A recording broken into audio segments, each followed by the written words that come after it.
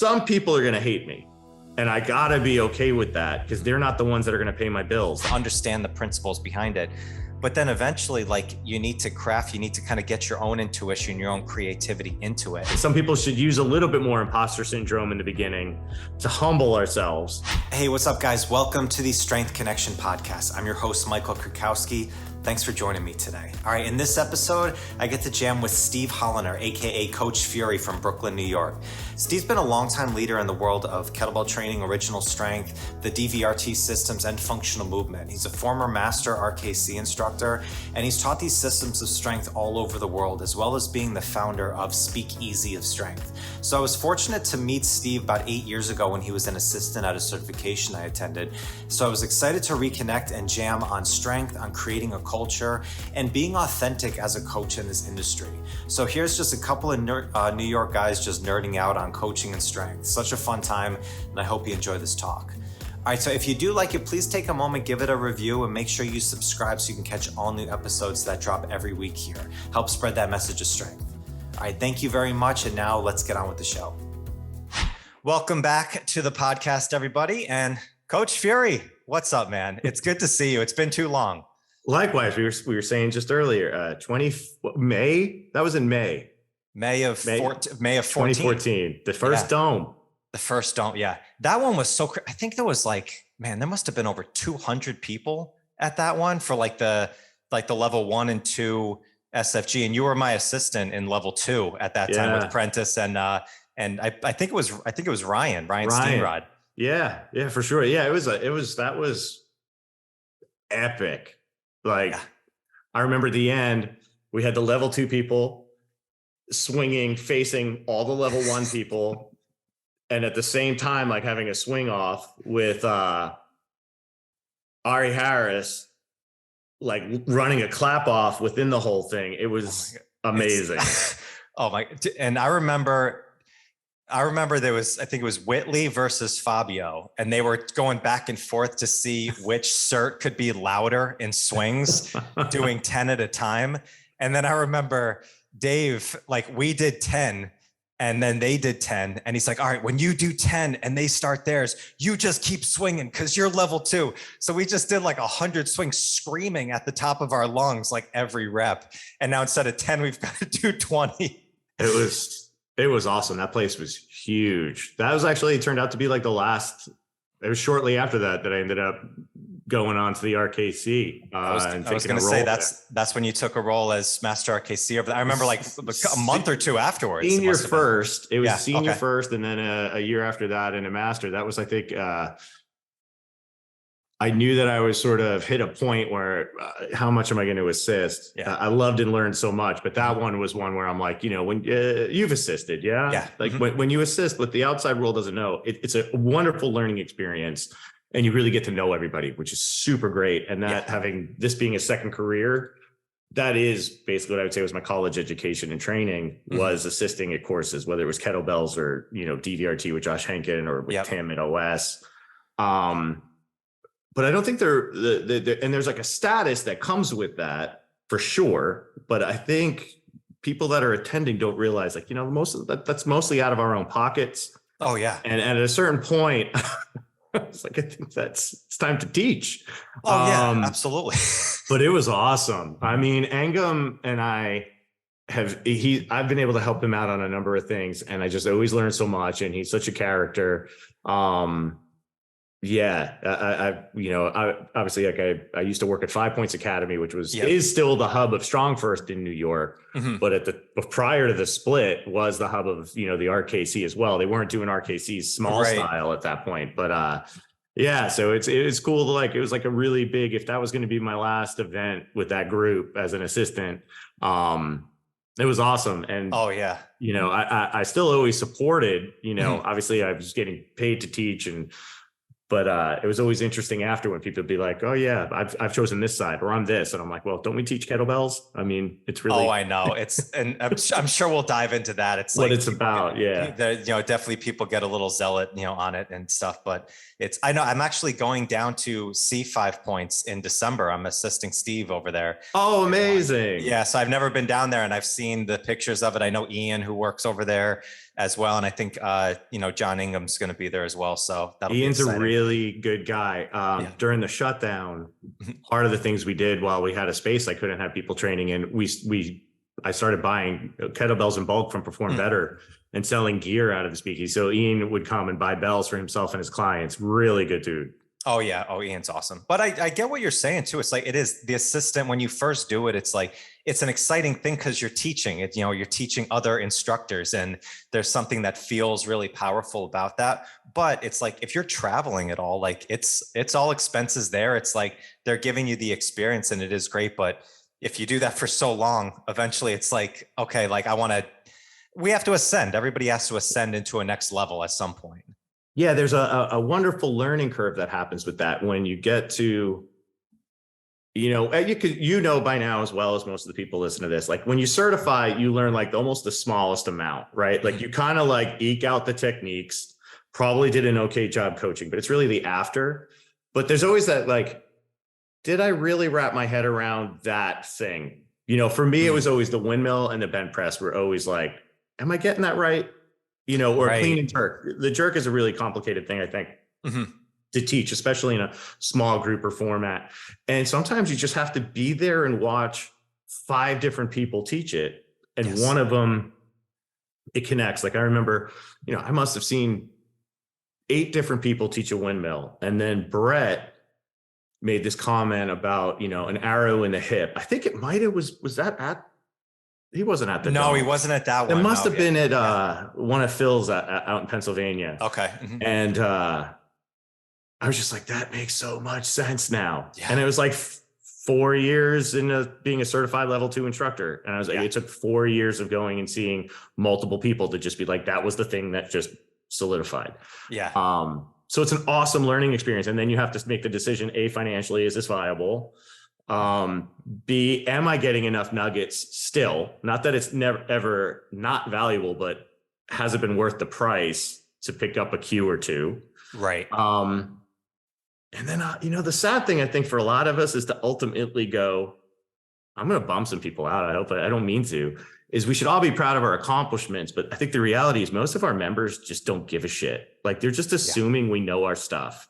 Yes. And the acronyms and the initials, very few really even investigate what that is. Now, mind you, I'm sure you get people off of the Strong First site. I guess definitely have gotten people off of the Dragon Door and OS and DVRT, but that probably makes up like 2% of my income. Exactly. Yeah. Yeah. And the rest are just assuming at this point that like I've done a great job, or physical therapists that have been like, this guy does a great job. Yeah. So it's like also weighing in that when you're thinking of the cost, like what is the return of investment, both from an education and then like, is this a marketable thing? And to some degree for me, it also worked because I grew into teaching certs for a few groups. For most of us, that doesn't happen so much. Or even if, you get to teach one a year, it's not necessarily like a ton of money coming in. And I think I would like to it's not to diss it. I would like to break down this barrier. I like to tell people somewhere, I don't know if they have crunches up by you, but you might have the most followers on Instagram or teach the most certs a year. There's probably a trainer at Crunch that no one will ever hear their name outside of that Crunch that is just making more money than us. Yeah. Because he's just got a great personality, is doing the work and crushing sessions. Yeah. And I think that's like the hard part in this thing. And it's been something that took me a long time to like kind of grow and get my head around as a second career, was like, where does the education and the initials and the titles meet the actual professionalism and success, and personality of being a coach? Yeah. It's funny kind of staying on that aspect of assisting, because I've done it a few times and it's always a joy. It's always a privilege to do it as well. If you're doing it like all the time, like anything, things get stale. It's like, how much are you actually like, getting from that? It's like if you add a cue or so, I think the environment sometimes, like I think Dan John talks about that like once a year, like go into the immersive, like you have like a weekend where, you get out of, your own forest, so you can see the trees again and kind of immerse. And it's that, I think RKC, I think Strong First, they've built such good communities around of people who, because you've had some rite of passages that you go through.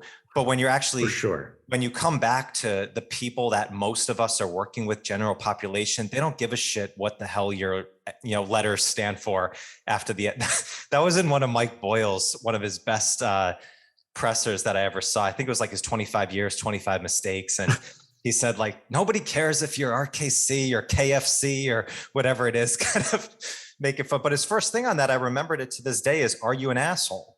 He's like, it doesn't matter what you know, what you like, say, if somebody trusts you and somebody enjoys being around you, you're probably going to do really good in this business.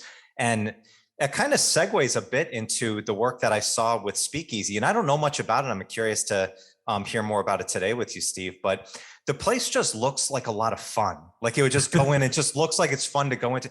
And I know you worked with Mark Fisher before, and that's how I kind of saw Mark's, work that he does. Yeah. Of, dressing up and the unicorns and stuff. I'm like, okay, this is for people who want to have fun with it as well. I'm like, I think this is a really, good brand. So I think that's one thing I've told other coaches I've talked to, like, don't take yourself so seriously in this stuff. It's like, have fun with it. If we're enjoying the process, we're all going to be a lot better off.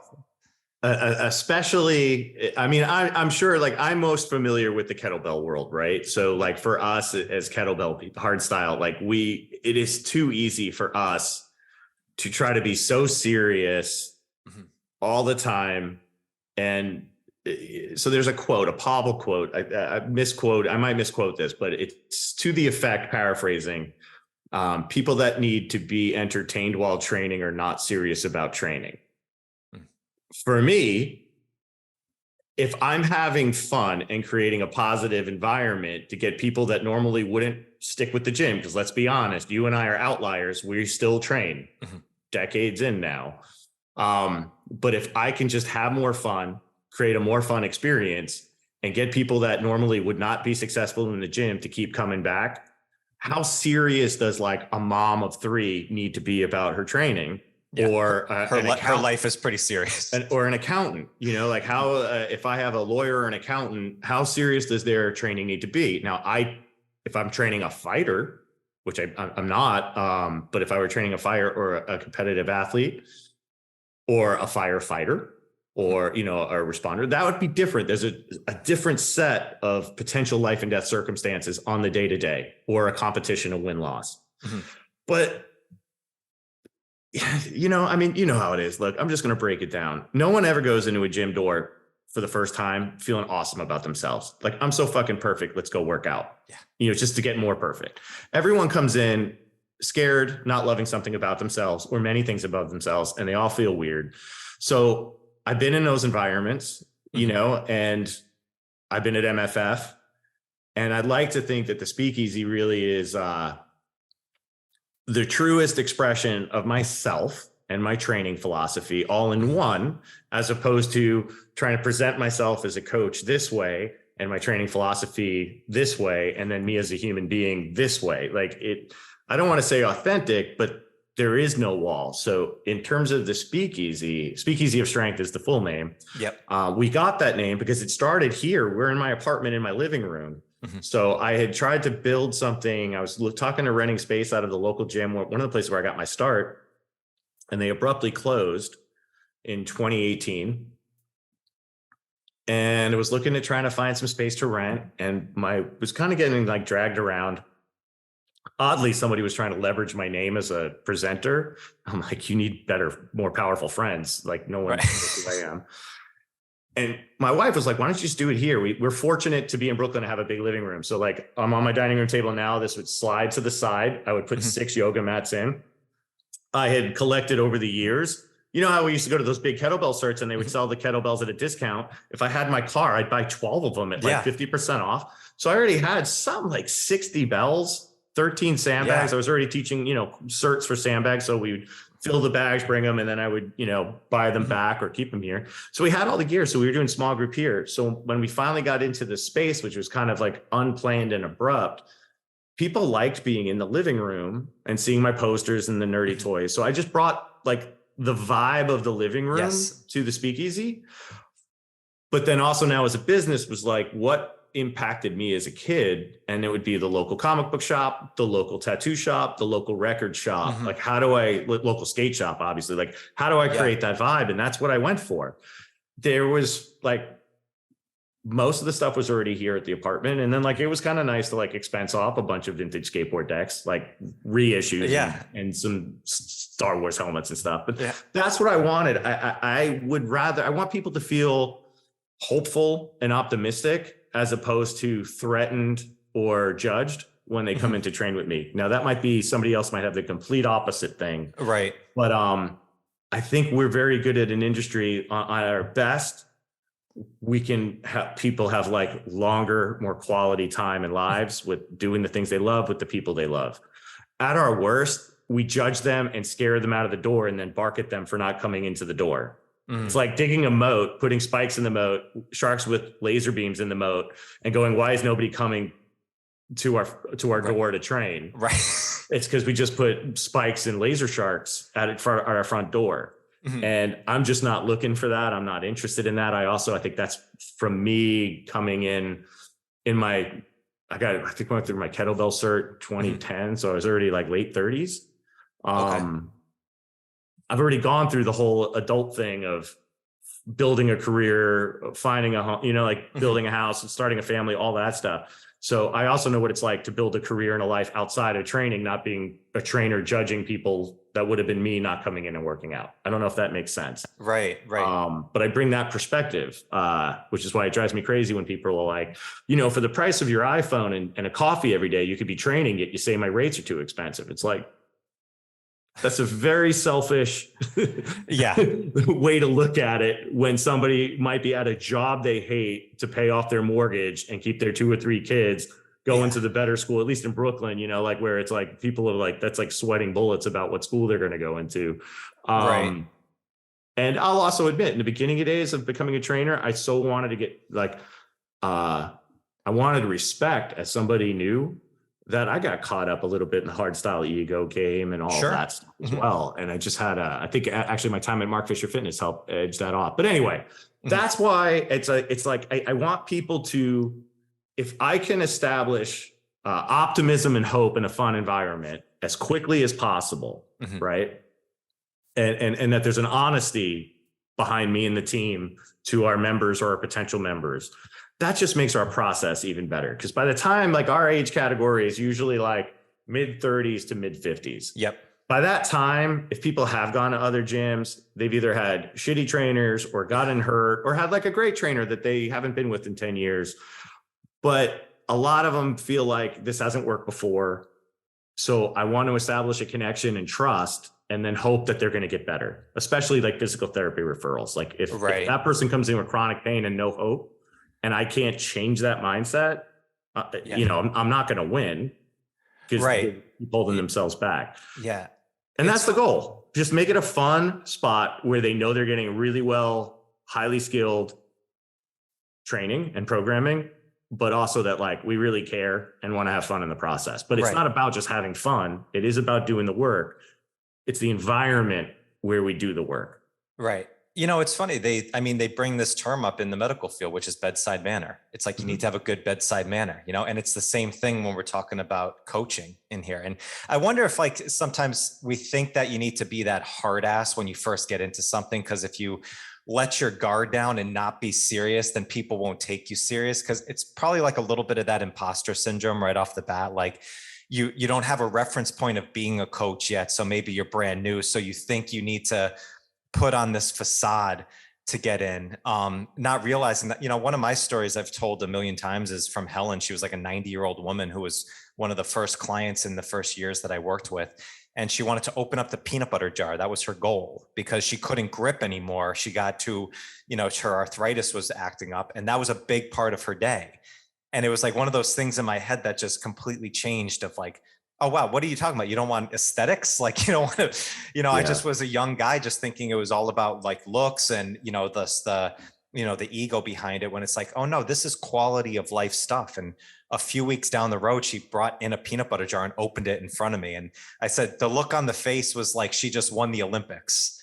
It's like, oh, wow. It's like, there's something really different here. going on. And if you could think like and appreciate the gift that you gave her, right? Like the ability to do something she thought was lost.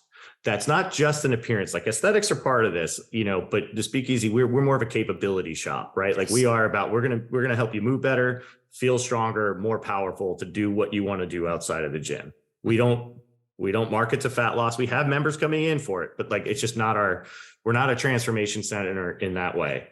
Yeah.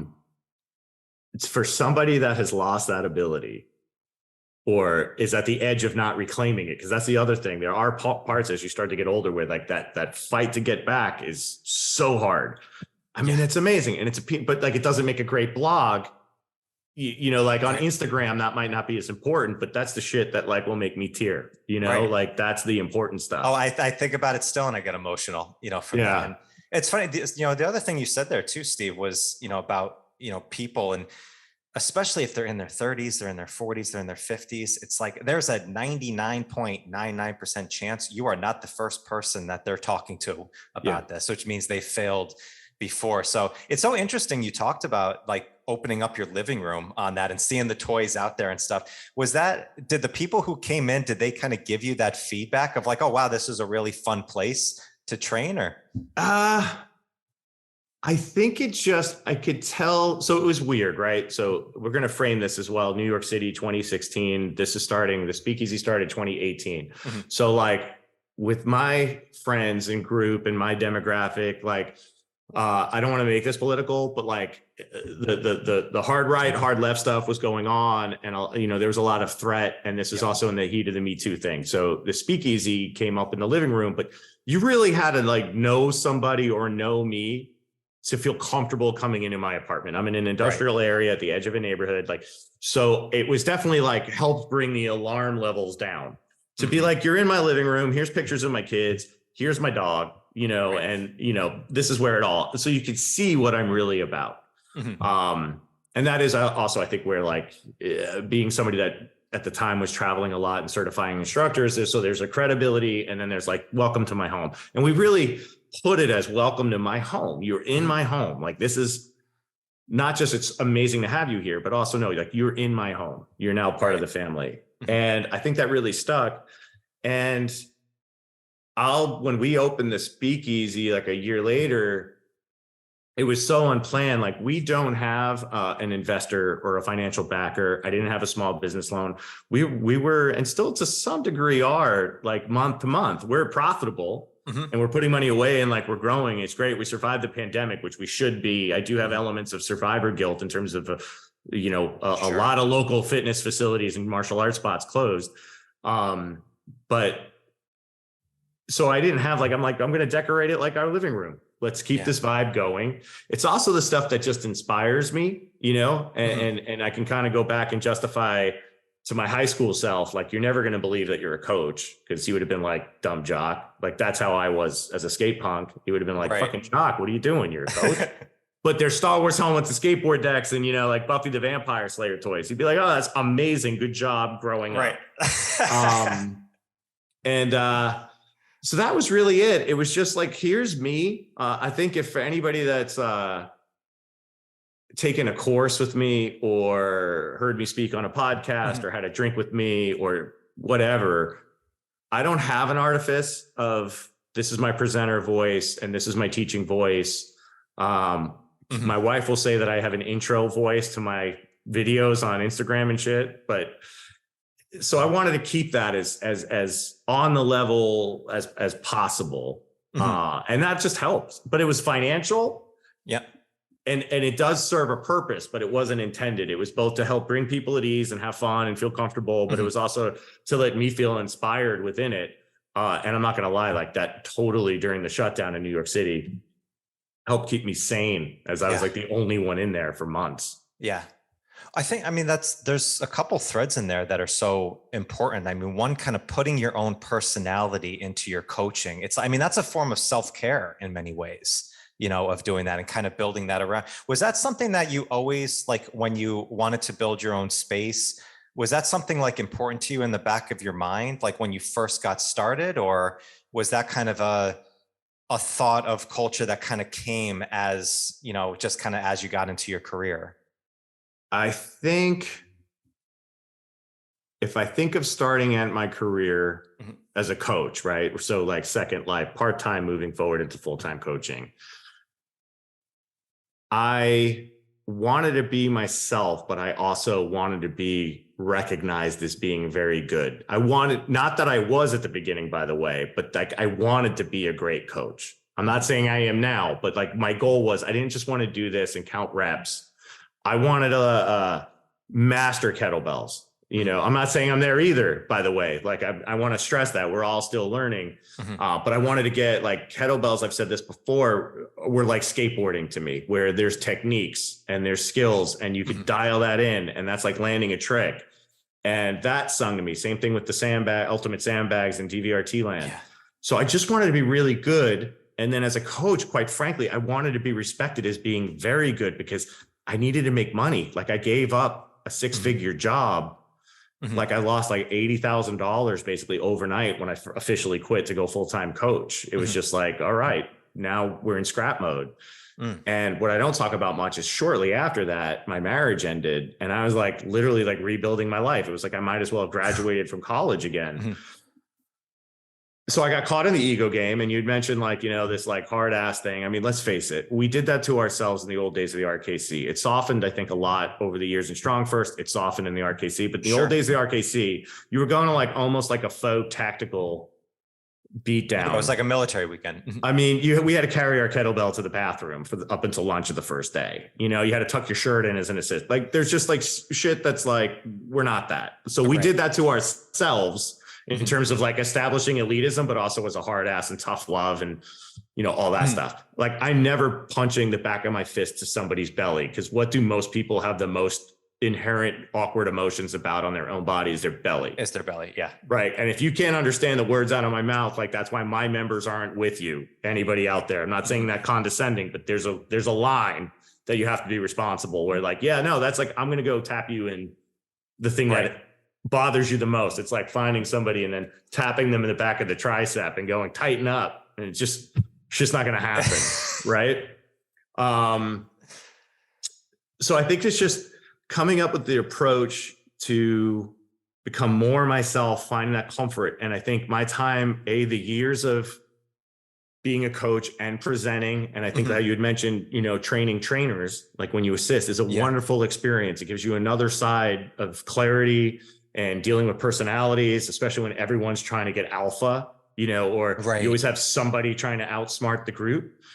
And also kind of removing myself from that hard style elitism. Sure. And acknowledging that I'm not elite. I'm never going to be the leanest, strongest, most mobile in the room, but I'm going to do a good job with what I got with 30 plus years of almost 40 years of skateboarding, damage at this point.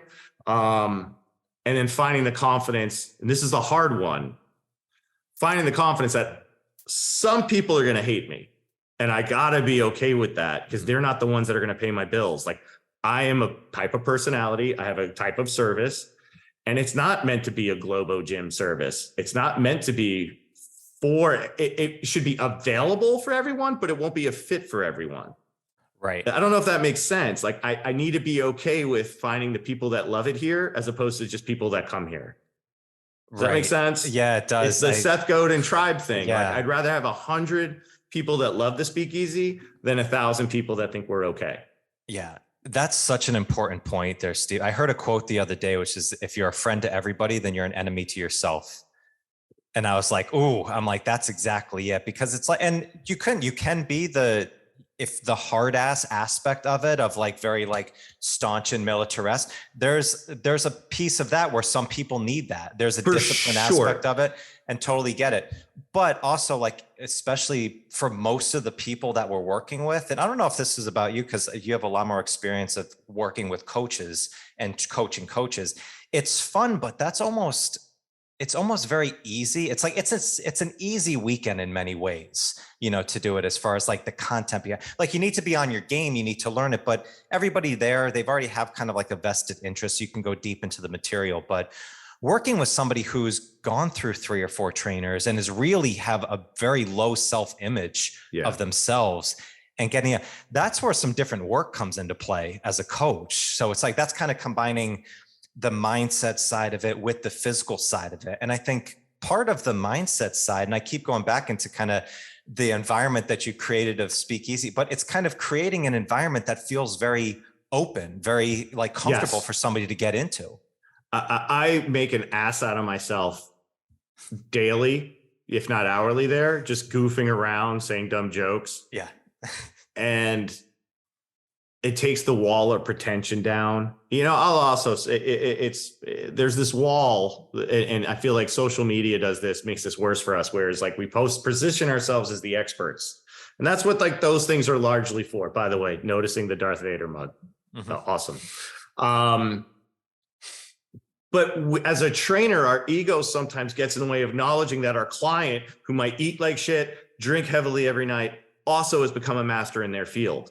But it's easy as a coach or a trainer to become condescending and think that our job is so much more important. We've invested in this skill set while completely devaluing the mastery that person might have in their own world. That also, let's be honest, has probably established them to be more financially successful than most of us in trainer land. Does that make sense? Yeah, it and does. I'm just very aware of that. And I think part of that, the hard part is every trainer starting out, young or old, we're hustling sessions. And it's like, we'll do an independent for like 25% of our worth. We'll work at a gym that just, fortunately, I never had this. I've been blessed to start at 5 Points and then move to Mark Fisher Fitness, even to do my independent training at places like Catalyst in the city. I don't have any horror stories in that well, but you could see it. Like, I'm going to do my friend in their apartment for $30. I'm going to do this thing. All right, I'll give you a discount for this. I'm going to work at this gym. And we're just scrounging, and then we're bouncing all around. And there's a reason why now, like the career span of a trainer is like a year. I think when I started, it was 2. Now it's a year. I'm 12 years in now. So like stoked. Doing something right. Yeah. Doing something right. But, I think that's like the creating the environment isn't just a shit on the walls. It's how you represent yourself and how you listen and react and respond to people. And that's the stuff that like we can follow trends on a social media thing, which I'm horrible at, but I guess I do a good enough job that people can go on the Speakeasy's Instagram page and get a sense of who we are. Yeah. So if you max out with Google reviews and Yelp reviews and word of mouth, awesome. Yeah. But to rely on any one without the other, like I want to, we have wonderful, talented people that all have their own struggles and successes. And mine as a coach are no more valuable, although I think we have an amazing profession, an industry that we're a part of. But they're no more like valuable than someone else's. Right. I don't know if that makes sense. It does. And, especially in the time that we're in now with health and fitness, because there was their online coaching has been around for a while. I mean, it was pre-COVID, but it really kind of went into a whole different realm when COVID happened. And all of a sudden everybody jumped into saying they're an online coach and, thinking this is like an easy route to go in. And I think a lot of other people too, who were clients, thought the same thing. Oh, I can just, get this coach. And you have to almost position yourself like you're this huge expert on it. But I know you've done both of it too. I think you went down a path before COVID. Yeah. Getting into online, right? Yeah. So one of the ways I started getting my name out, aside from just assisting a lot, which introduced me to a lot of coaches, there is value in that, by the way. You will potentially get to train trainers, not just within the context of the cert. But I had failed my press at my RKC level 2. I just choked and then passed it when I landed. This was back when all of these were at St. Paul, Minnesota, and came back, passed it. And then I just wrote myself a program. I'm like, that's never going to happen again. And I made this post where I not only did I get I didn't even try the single. It was a 44K press that I failed at my cert. After my training program, I didn't even try a single. I went straight double 40, straight double 44, straight single beast for the first time per side. So I had video of it. I wrote something on the old days of the RKC forum, which used to be very robust at the day. And Pavel hopped on, was like, strong work, write an article. And through that article, I started having some potential RKC coaches reaching out to me for help for their press. And so I would do remote programming through that, where it's like, here's a program. Eventually I created my own exercise library with links of exercises and stuff, and would do email correspondence, but I've done a few virtual sessions over the years, but it's a different dynamic. But it's mostly programming. When I left Mark Fisher Fitness, I had already been establishing an online coaching base like Die Mighty Online. And I was going to do that like as the majority of what I was going to make my money at. My goal was I'll teach courses and do online coaching so I can travel, have more time at home with my family, not be at a studio, and write programs and do it wherever I'm at, as opposed to like, I'm training somebody in sessions, but I'm going to be, wherever. I've taught a lot in, to say, Tokyo, which I miss dearly right now. But the thing is, like, when you have like 10 clients, you're like on your computer a lot. And like, that's not what we want to do as coaches. And you have to treat it like a brick and mortar anyway. You don't have the same overhead, but you're doing computer work. And it wasn't as rewarding because you write this great program, you send it out, and then you don't always even know. Some people don't follow up at all. And then, the 4 weeks is up and it's time for a new program. And they're like, awesome, that was great. Bill me again, let's do it. And I'm like, did you do any of it? And then some people, it's like check-ins it feels like it's every 5 hours, And I got better at setting parameters, but I didn't love it. And at that time, pre-pandemic, it was that where I think a lot of us put on airs that were making a shit ton of money doing online coaching. I think that's like, if you're charging a lot of money, I think that's kind of a misleading thing on how many people you're going to have on your roster. Or you might have a lot of people and you're likely charging less, and just not being very vocal about it. And then there was like the avenue where a lot of young coaches with no experience would like try to become an online person right out the gate. And then it's like, well, the hardest thing with online coaching and programming is you have to be able to communicate so clearly because it's via email or text largely. Right. So like, if you're not experienced, how are you communicating those things? Because people can hurt themselves at a greater risk without our eyes on them directly. So we have online coaching. It's on our awning. It became my least favorite thing to do. I've sort of phased it out in that fashion. We do have one or two people that we write for. And then during the shutdown, obviously, like, I was very grateful to have a background in this. I don't want to say pessimistic about the shutdown. I was pretty realistic. It got worse than I was expecting, but I knew when as things were rising in New York City, I knew that the shutdown was going to happen. I knew that it was going to be for more than 2 weeks. So we came up with a really wonderful, easy to follow system for the members. We got shut down on a Monday. Tuesday during the day, members came in, grabbed a little like bell band, Indian club kit. And by Tuesday night, we were online, 100% virtual. And that has not, we are back open, but we have not gotten rid of any of our virtual stuff. So small group, if you small group train with us, we have up to 6 people in the Speakeasy and 0 to 3 people online at the same time. So not only are they, it adds virtual real estate to us, but it allows the people at home to even feel the members in the gym as opposed to just other squares working from home. So again, you talk about community and creating this environment. We do name games, introductions, and everybody in the room gets to know everybody on the screen, as opposed to just the Brady Bunch, looking up and pointing down type thing.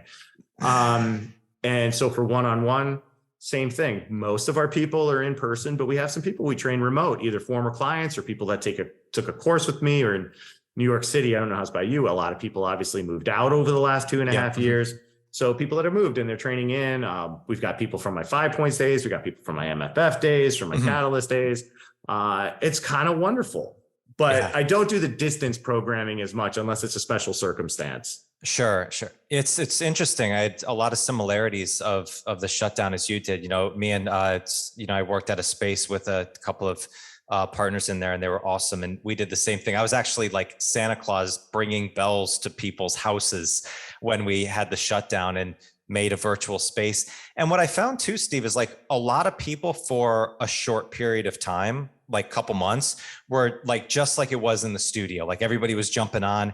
But then you started to see kind of a little bit of the parting of the boats, where some people almost kind of like you said, like had like some survivor's guilt, like I actually am doing really well, like I'm enjoying this, almost feel kind of weird. Yeah. And other people needed that community and that space, and kind of realized like, okay, like some people who thrived in the online based world, this was something that they just got done. They had their discipline down. They were just kind of doing it as a check mark type stuff. They didn't need that community feel, that in person as much. So I think it kind of keeps coming back to that. You need to know exactly what it is that you want to build if you're a coach, like what fuels you. Because I know, like I built an online business and it's really great, you know, and works well for me. But I know a lot of people who built it up and think because, oh, I can get all these clients and I can hammer it out in a half hour and do my work. You're thinking all about yourself, like, and what you can do. The hardest thing for anybody that hits over, say, 15 online training clients that didn't directly steal them from their previous gym, right? Like, is where do you get the actual reach from, right? Like, how do they find you and then filter all of us? You know, there was a time when you and I would have gone through the RKC where that information was precious. There was hardly any videos on YouTube. Yep. Instagram wasn't, maybe it was new. Might not have even been there yet. Facebook was like relatively new, maybe 3 years in.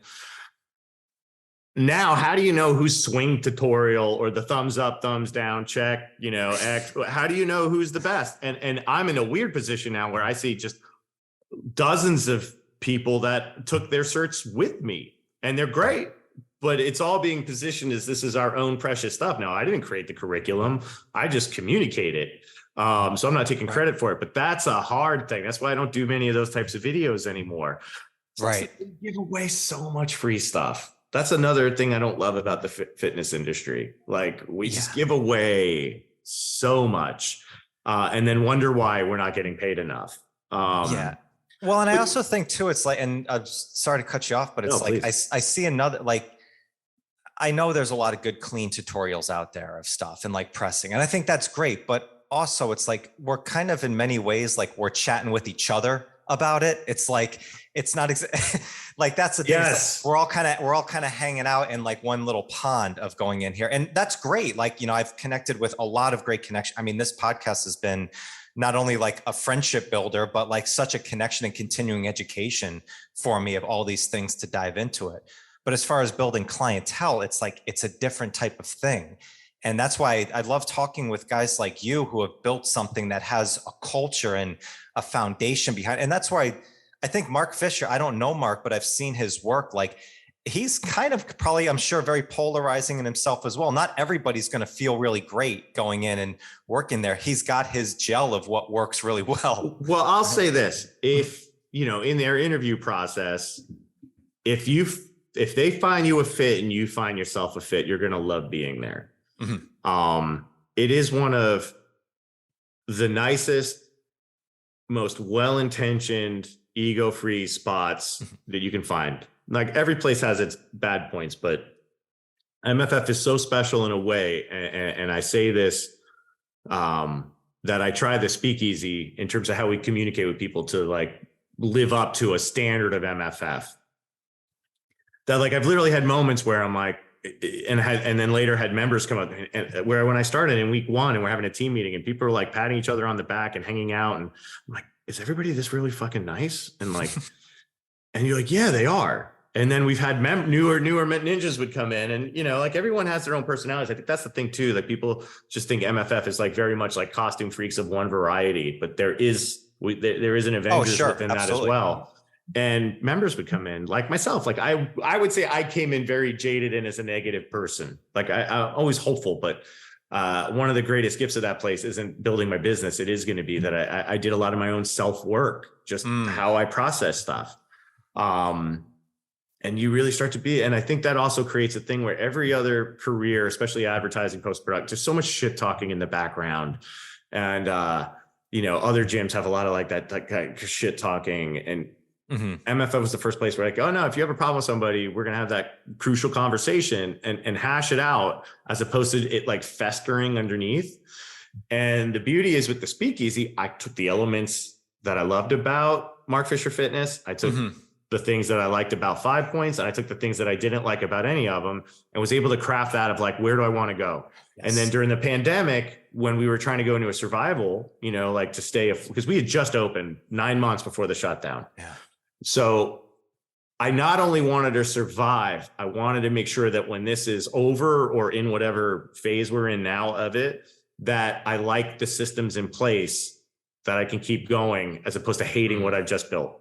And I think, unfortunately, for a lot of us, a lot of gyms closed because they didn't think that the shutdown was going to be more than 2 months, or they didn't want to do, you know, how many coaches during 6 months into the shutdown didn't want to do online training? Yeah. Like COVID and the government are now not killing your business. You're killing yourself financially by like making the decision that this isn't your thing. And I'm just too much of like a punk rock scrapper in that way that I'm like, they can, you know, you're going to take the speakeasy from my cold, dead, and heavily sanitized hands during the shutdown. Right. So I think that's just it. It's, and whether they're online or in person.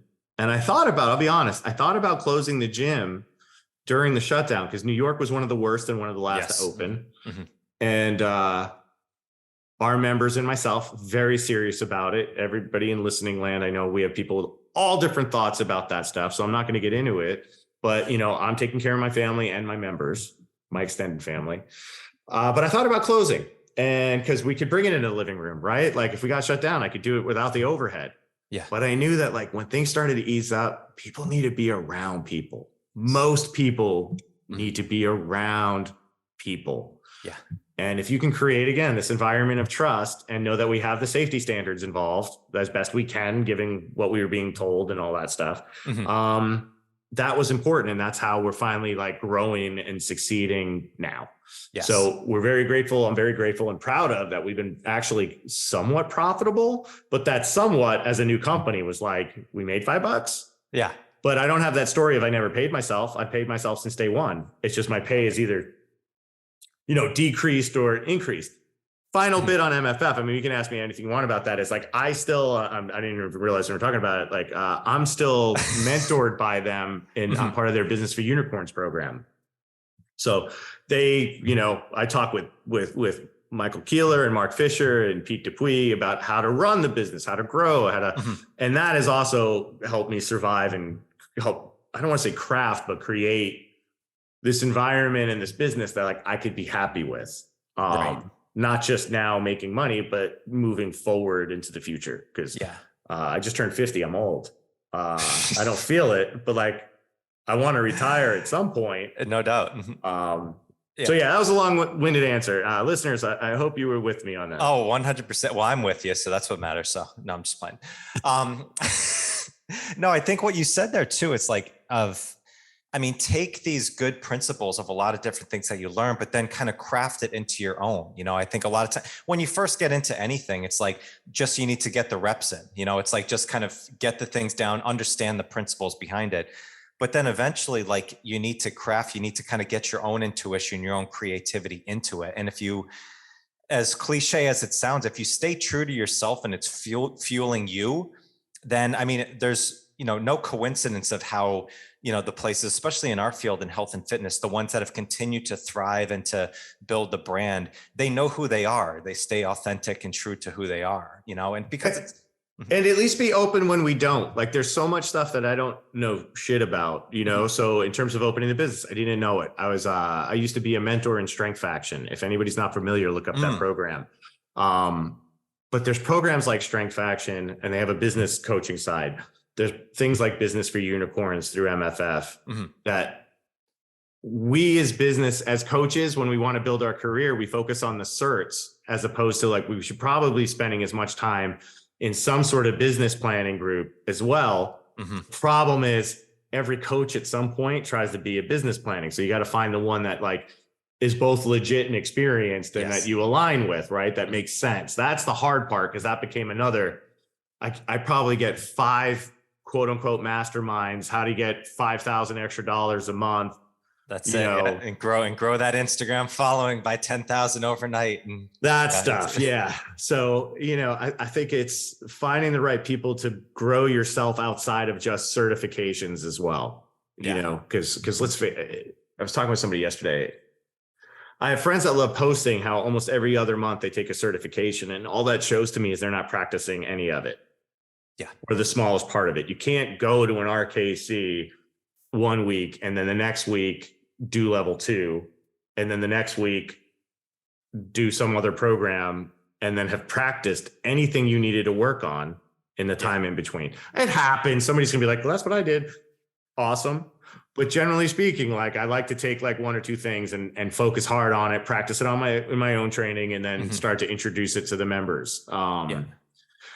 You know, it's funny that, you know, John Engum said that to me after my first RKC, I remember, you know, and like back then, like you said, it was, I mean, trained hard for it. It was kind of a very deep weekend of a lot of work. I was exhausted, and I think hands torn. Oh, sore. like I had a pulled hamstring. I mean, I could go into, I mean, there was some crazy battle wounds there, but right before we got into the grad workout, John talked about kind of like, this is not the end, like this is the beginning type stuff. And of like anything. And it sounds like, yeah, that kind of makes common sense. But as being a young 20-something trainer, I just thought I just wanted to get this done, not realizing that actually I didn't know shit yet. Like you actually need to go and apply this and work with it. Yeah. And I just thought I thought everybody just was going to love kettlebells. I would just talk about it and you would throw some. No, that's not how it actually works. You need to work on this every day and kind of build the process, you know, into it. It's all good stuff. It's an amazing journey. I mean, I'm still so grateful that I found 5 Points. I went there for Muay Thai, and that they had not just that they had a kettlebell program, but that they had like a hard style educated program from it. And then going into Mark Fisher Fitness, which had for all their programming, they wouldn't call themselves a kettlebell gym, but like kettlebells are the centerpiece of all that they do, but they don't market themselves, you know, like wisely, they don't market themselves as a kettlebell thing, but like, that's where I got more introduced to outside of the Dragon Door, Art Strong First World, like Cressy, Boyle, all of that stuff. Yeah. And having a bigger lens to view all that stuff from, plus the other things that through, you know, all of the stuff came through kettlebell. So like me finding out about sandbags, me meeting Jeff, and then later Tim Anderson, and, you know, Danny Almeida in OS, and ultimately like all the guys and the team at Strength Faction. What's beautiful is when you go to those courses and you take them and you meet people and introduce people to other people. It's like, we have like just the greatest people looking to help people. It's just sometimes we get in our own way. Yes. And sometimes we're misled. And then I do think some people, like, you know, you talk about imposter syndrome, and I struggle with it, even with all that I've managed to, like, I will say that I have exceeded my own goals. Not that I'm wealthy or that like everything's stable, but like when I was starting out, it was never about like, oh my gosh, I'm going to open a gym one day or travel to teach kettlebells. That blows my mind, right? Super grateful for it. But, you know, I think there are some people that just think they're going to be instant experts and cash out. And I think that's the downside of our business. Some people should use a little bit more imposter syndrome in the beginning to humble ourselves, and then let that grow, and then work through that as we get more experience. Yeah. Well, and it's the same thing. That person is yelling about another person saying they want to lose 50 pounds in a month. It's like you're doing the same exact thing, thinking you're going to be an expert overnight. And it's like, it is. I mean, you want, obviously results are great, you know, but when you actually fall in love with the process of it and do it, you know, I reference the book Mastery by Robert Greene on here all the time about like, you have your apprenticeship phase where you got to get your reps in, just build that up. That could be years down the line. Then eventually, then you move into the creative side. Then you start molding in your ideas together and bring it in. Until then, mastery, which, you know, I don't know if any of us ever, if you're really approaching mastery, any of us ever get there. You're just sharpening the sword every day and you're learning new stuff. But the connection of people that are like-minded, and you meet some great people, this fuels you up. You know, I'm fueled from these conversations for the rest of the day by just being in this space and stuff like that. And I think, especially as young coaches, I would say, like, just talk to as many coaches as possible, get ideas, like just talk to people. Like, so important. And we were talking about this a little bit in the beginning, like and again, I think the kettle, I don't want to keep picking on the kettlebell world. I don't know enough, but kettlebell set this like wall between leadership and the attendees at the start. I'm not saying it's like that now, but it created this boundary, like, wait, can you really talk to somebody, versus like, if you were to reach out to Brett Jones or Dan John or Josh Hankin, like, they're the nicest people. Like, you just, if you go to a Perform Better, summit and go, see Greg Cook, you can say hi and ask a question. And I think that gets lost. And that's what's nice about shows like this, where you get to, not that I'm in that category, when you're on your D-list coach names, that you get to see, like, we're all just trying to do the same thing and everyone's just learning, but people with the most experience are generally the most open to sharing it. Like Dan John, I don't know if you've ever been at a course where he's done this, but he has visited a cert that I was teaching, and he will walk onto the dry erase board, introduce himself, say hi, give a couple of points, and write his cell phone number on the board and be like, call me if you have any questions. Yeah. It's just, I don't do that. Yeah.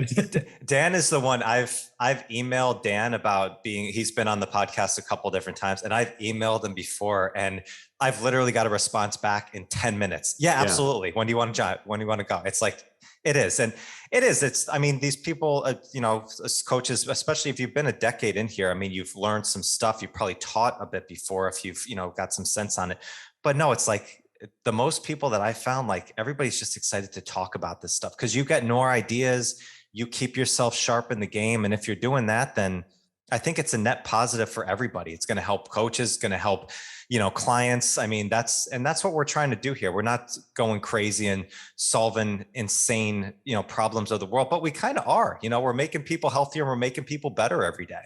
I mean, it's important stuff that we do. I don't want any of my 100% levity or ego removal to take apart that, like, we better lives. But it's also, I mean, you could hear, I'm hoping everybody listening to this is hearing, like, we're just two nerds. I mean, we're talking kettlebells like we would talk Star Wars. Like, I love that. Mm-hmm. And I think that's what keeps it exciting and curious. But neither of us are trying to one up each other, and I think that's where it comes in sometimes in a competition land. Yes. But in terms of creating the environment, that's, I guess it all goes to, like, where can I be happy?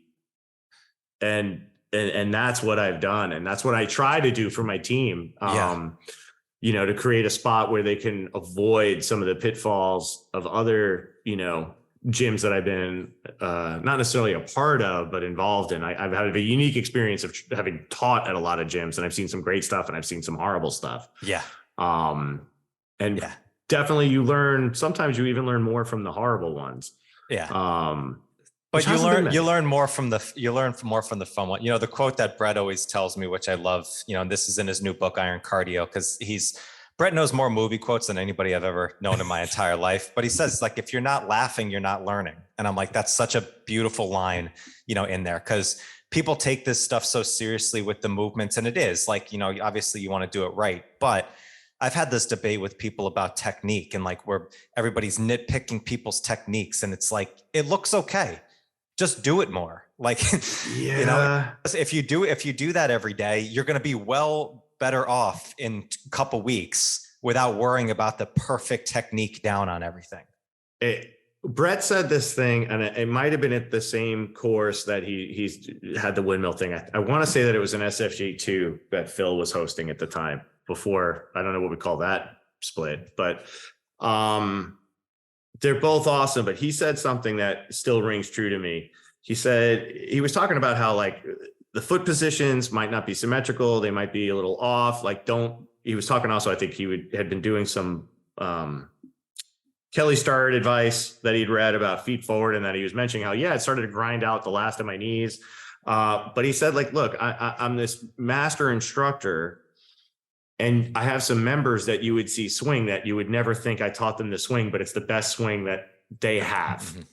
And I definitely have, over the years, had people that would fall into that category, where more than not could go and pass a cert tomorrow, not necessarily a snatch test, but could go on technique.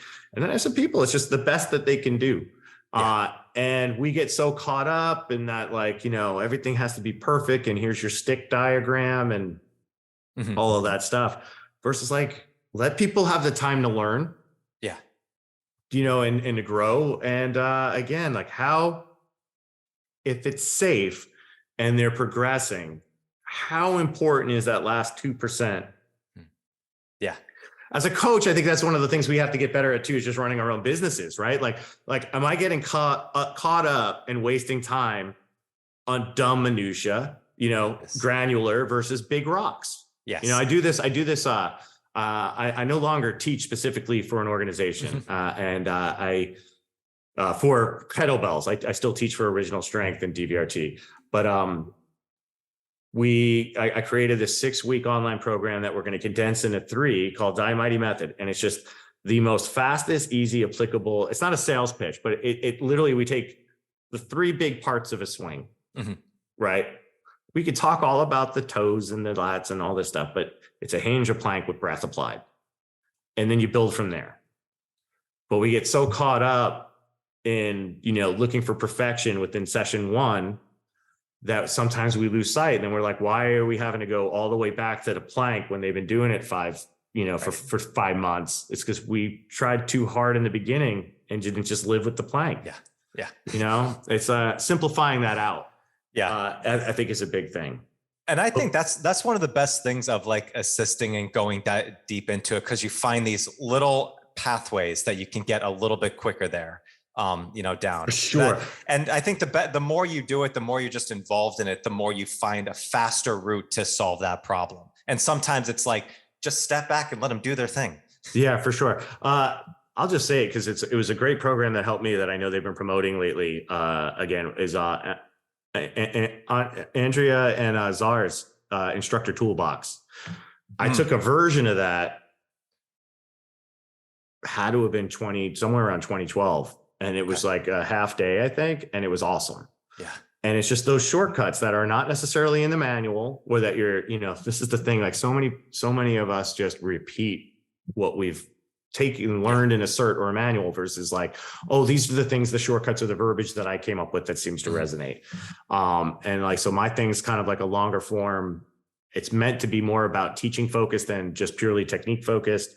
But like their instructor toolbox was like a awesome thing when I took it. And I feel like we need more of those than like full blown out more kettlebell certs. Yeah. Because at some point, how different is it?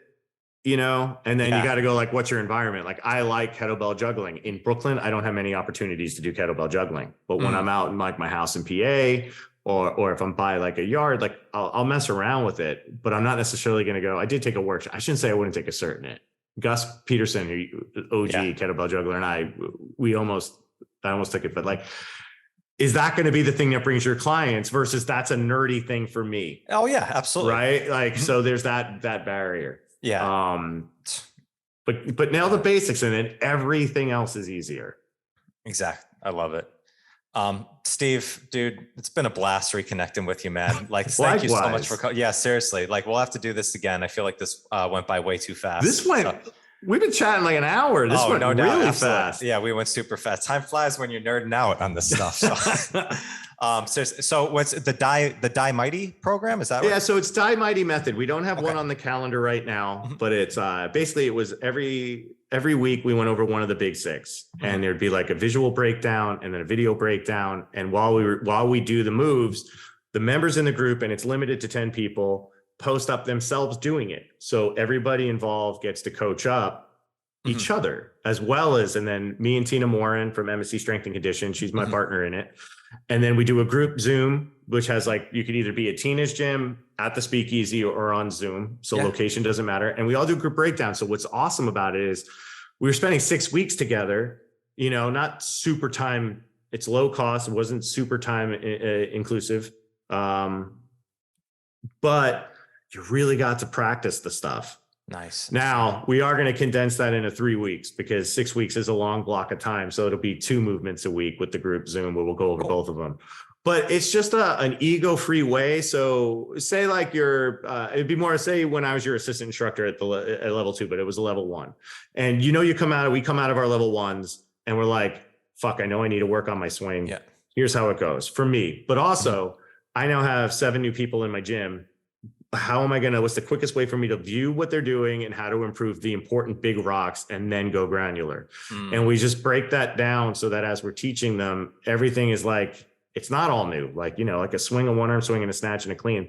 All that changes really is one arm or two and where it lands. That's it. Where's it going and where it lands? And so like you start to also simplify the process, that it's not just 3 or 4 different moves. It's actually like one move with a subtle change. And so there's that. And I still teach for original strength. I've got one coming up. It's got 3 spots left, December 4th at the Speakeasy. So anybody, if you're in Brooklyn, cool. It's on my Instagram is the link for that. Instagram is at Speakeasy of Strength NY. We just did a DVRT workshop a couple of weeks ago in the city, still teaching for them. I don't have anything booked right now. Admittedly, with the Speakeasy and just spending time with my family, it's funny. During the shutdown, I was like, I miss teaching so much. And then after the shutdown is like, and the gyms like became the focus. I'm like, I like being with my family so much. Cause that's the other thing, you work all week and you go teach and then you come back and you work. So, I used to teach 16 to 18 courses a year. Yeah. Now I'm looking at like 5. So I know we're going to be doing some more stuff in 2023, but purposely kept it light. But yeah, this was super fun. Thank you for having me on. Honored to be included amongst your rad guest list. You can consider this a low point. Oh, stop. No, this is great. No, seriously, I'm going to have you back on. We got a lot more to chat about. I appreciate it. So we didn't even talk Star Wars or superheroes. Oh my, and I just finished The Mandalorian too. So I'll leave that as a teaser going on for everybody. So Steve, dude, thanks so much, man. All right. Thanks so much, Michael. Thank you so much. Go follow Steve. Talk to you guys later. Thank you so much for joining me today. I hope you found some great value here. And if you like this episode, please drop a comment and leave us a 5-star rating and review. It does more to build the show than you can imagine. And do not forget to check out and join the Strength Connection Facebook group. In this group, I share the biggest takeaways and lessons from these amazing conversations, as well as training and strength tips for pursuing mastery and fulfillment in life. This group is filled with individuals looking to take full control over their strength, and it's the perfect space to explore new ideas and to share your journey. And you'll also get exclusive access to these Strength Connection Mastery seminars. It's a deep dive into the physical, mental, and spiritual training that you can begin using immediately. So do not wait, go now. Seriously, go. All right, much love to you. Thank you so much, and I'll catch you on the next one.